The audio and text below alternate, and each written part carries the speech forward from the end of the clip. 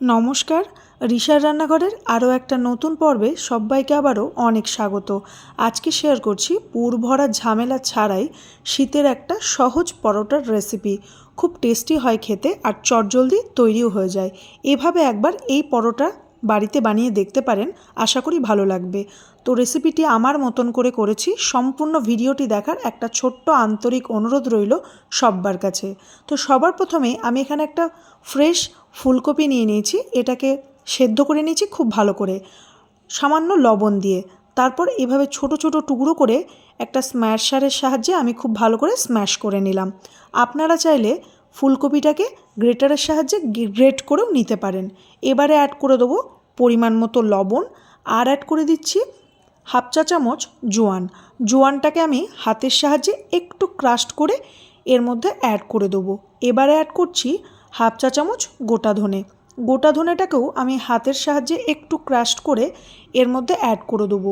জোয়ানটা যেহেতু ফুলকপির পরোটা মানে ভালো মতো পরিপাক হতে সাহায্য করবে, আর ধনেটা খুব সুন্দর একটা সেন্ট দেবে পরোটাতে। এবারে আমি অ্যাড করে দেবো 1.5 কাপ মতো গমের আটা। আপনারা চাইলে হাফ আটা হাফ ময়দার ব্যবহারটাও করতে পারেন। এবারে অ্যাড করে দেবো 2 টেবিল চামচ বেসন। এবারে অ্যাড করে দিচ্ছি হাফ টিস্পুন ঘি। আপনারা চাইলে ঘিয়ের পরিবর্তে অল্প রিফাইন তেলও ব্যবহার করতে পারেন। এবারে অ্যাড করে দেবো খুব মিহি করে কেটে রাখা পেঁয়াজ, ধনেপাতা আর কাঁচা লঙ্কা কুচি। সমস্ত কিছুকে আগে খুব ভালো করে মিক্স করে নেব। তারপর খুব অল্প জল দিয়ে এর একটা নরম ডো তৈরি করে নেব। জলটা সাবধানে দিতে হবে, যেহেতু এটা ফুলকপির পরোটা আর ফুলকপিটা আগে থেকেই সেদ্ধ করা ছিল, যখন স্ম্যাশ করেছি একটু জলও ছিল। তো খুব সাবধানে জল দিয়ে একটা নরম ডো তৈরি করে নিয়ে ওপর থেকে অল্প একটু তেল অ্যাড করে এটাকে 5 থেকে 10 মিনিটের জন্য রেস্টে রেখে দেবো। এবারে 10 মিনিট পর ডো থেকে আমি লেচি কেটে নেব। শুকনো আটা ছিটিয়ে এভাবে একটা লেচি তুলে নেব, আর হাতের সাহায্যে এভাবে একটু গোল করে নেব।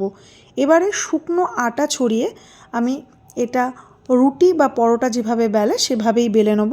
আমি এখানে গোল করে বেলে নিচ্ছি। তারপর এটার একটু আনইভেন শেপ হয়েছে, একটু সুন্দর দেখানোর জন্য বা সবগুলো পরোটা একই রকম দেখানোর জন্য আমি এখানে একটা বড় সাইজের বাটি নিয়ে নিয়েছি। এর মাপ করে আমি পরোটাটা কেটে নেবো, আর সাইডগুলোকে এভাবে তুলে নিয়ে আবারও ডোটার সাথে মিক্স করে নেবো।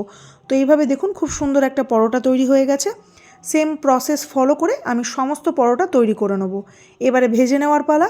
তো একটা গরম তাওয়ার মধ্যে আমি পরোটাটা আগে শুকনো এপিট ওপিট সেঁকে নেবো। তারপর অল্প অল্প ঘি দিয়ে পরোটাটাকে খুব ভালো করে ভেজে নেব। আপনারা চাইলে এখানে ঘিয়ের পরিবর্তে রিফাইন তেল বা বাটারটাকেও ব্যবহার করতে পারেন। তো এই দেখুন আমি দুপিঠে অল্প অল্প ঘি লাগিয়ে এভাবে সেঁকে নিচ্ছি। 3 থেকে 4 মিনিটের মধ্যেই বা পরোটা ভাজতে যেরকম সময় লাগে তার মধ্যেই পরোটাটা তৈরি হয়ে যাবে। কোনো রকম পুর ভরার ঝামেলা ছাড়াই এভাবে একবার ফুলকপির পরোটাটা বাড়িতে বানিয়ে দেখতে পারেন। আশা করি বাড়ির ছোট থেকে বড় সকলের ভীষণ ভালো লাগবে। আপনারা চাইলে পেঁয়াজটাকে স্কিপ করতে পারেন, একদম নিরামিষভাবেও এটাকে তৈরি করতে পারেন। যে কোনো নিরামিষ আমিষ তরকারি বা টক দই চাটনির সাথেও এই পরোটাটা খেতে ভীষণই ভালো লাগে। লাঞ্চ বক্সের জন্যই হোক বা ব্রেকফাস্ট ডিনার লাঞ্চের জন্য একেবারেই আদর্শ। একবার হলেও পরোটাটা তৈরি করে দেখতে পারেন, ভীষণ নরম হয় খেতে। ঘরে থাকা উপকরণেই খুব সহজেই পুর ভরা ঝামেলা ছাড়াই এভাবে একবার ফুলকপির পরোটাটা বাড়িতে বানিয়ে দেখতে পারেন। আশা করি সকলের ভালো লাগবে। আমার রেসিপি আপনাদের ভালো লেগে থাকলে আমার চ্যানেলটিকে সাবস্ক্রাইব করার অনুরোধ রইল। ভিডিওটি দেখার জন্য অনেক ধন্যবাদ।